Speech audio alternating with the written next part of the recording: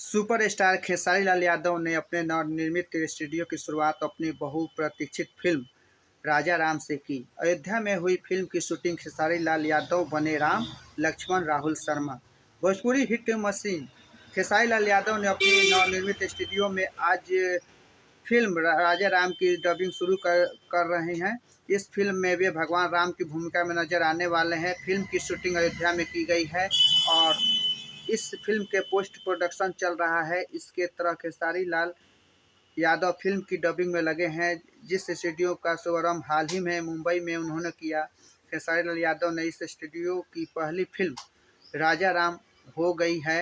इसको लेकर खेसारी लाल यादव बेहद खुश हैं और उन्होंने कहा कि यह फिल्म राजा राम भोजपुरी सिनेमा की भव्यता को प्रदर्शित करने वाली फिल्म होगी।